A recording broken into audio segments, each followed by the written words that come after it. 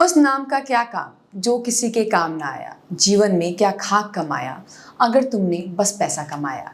कहते हैं पैसा तो सब कमाते हैं, लेकिन नाम कोई कोई ही कमाता है। जिंदगी में इससे बेटर क्या होगा अगर आपका नाम और पैसा किसी जरूरतमंद के काम आ जाए।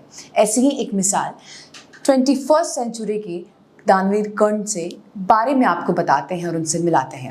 उत्तर प्रदेश के मुरादाबाद के उद्योगपति डॉक्टर अरविंद कुमार गोयल ने अपनी पूरी संपत्ति सोमवार 18 जुलाई 2022 को अचानक उत्तर प्रदेश की योगी सरकार को दान करने की घोषणा कर दी।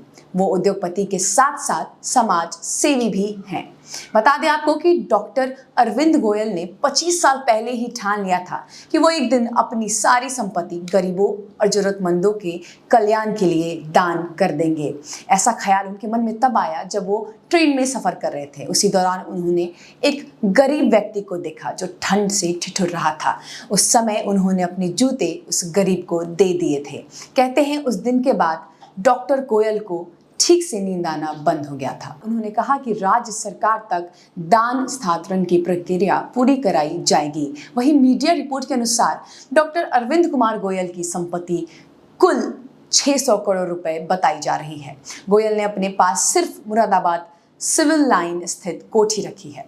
उन्होंने अपनी पूरी संपत्ति दान करने के बाद अपना पूरा जीवन समाज सेवा में और देश की सेवा में अर्पित करने का निर्णय लिया है, अपनी इच्छा जताई है। डॉक्टर गोयल की संपत्ति को सही कीमत पर बेचने के लिए 5 सदस्यीय कमेटी बनाई जाएगी। इसमें 3 सदस्य गोयल खुद निमित्त करेंगे, बाकी 2 सरकार की ओर से नामित होंगे। संपत्ति बेचकर मिले पैसों से अनाथ और बेसहारा लोगों के लिए फ्री शिक्षा और इलाज की व्यवस्था की जाएगी।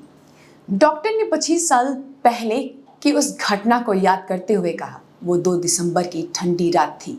मैं जैसे ही ट्रेन से सवार हुआ, सामने देखा कि एक गरीब आदमी ठंड से ठिठुर रहा है। उसके पास ना तो चादर थी और ना ही पैरों में चप्पल या जूते थे। उस आदमी को देखकर मुझसे रहा नहीं गया। मैंने अपने जूते उतार कर उसे दे दिए थे। कुछ देर तक तो मैंने सहन किया, लेकिन कड़ाके की ठंड में होने की वजह से मेरी भी हालत खराब होने लगी। तब मैंने सोचा कि इस सामने वाले आदमी की तरह तमाम लोग ऐसे ही ठंड में ठिठुरते होंगे। मैं घर पहुंचा, लेकिन उस आदमी की सूरत मेरे जहन से नहीं निकल रही थी।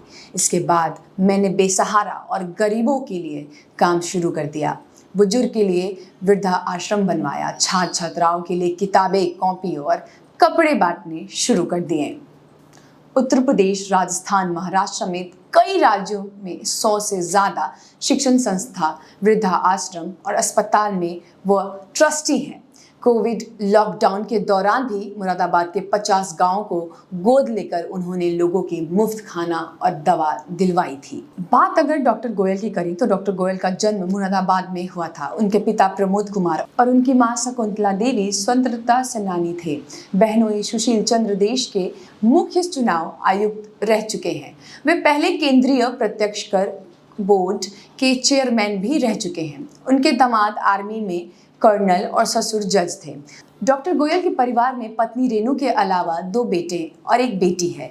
उनके बड़े बेटे मधुर गोयल मुंबई में रहते हैं और छोटे बेटे शुभम प्रकाश गोयल मुरादाबाद में रहकर बिजनेस में पिता का हाथ बटाते हैं। बेटी शादी के बाद बरेली में रहती है। बच्चों और पत्नी ने उनके इस फैसले का पूरा साथ दिया। डॉक्टर गोयल ने इंसानियत की मिसाल कायम की और कहा, मैंने काफ़ी तरक्की की है, जीवन का कोई भरोसा नहीं है, इसलिए जीवित रहते ही अपनी संपत्ति सही हाथों में सौंप दी ताकि अब अनाथ, गरीब और बेसहारा लोगों की मदद की जाए। मैंने अपनी संपत्ति दान करने के लिए जिला प्रशासन को पत्र लिख दिया है।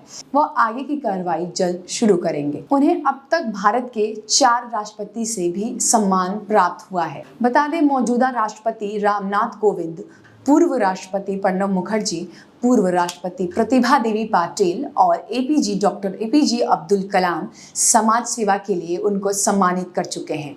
वहीं पूर्व प्रधानमंत्री मनमोहन सिंह ने भी डॉक्टर गोयल को सेवा कार्य के लिए उन्हें सम्मानित कर चुके हैं।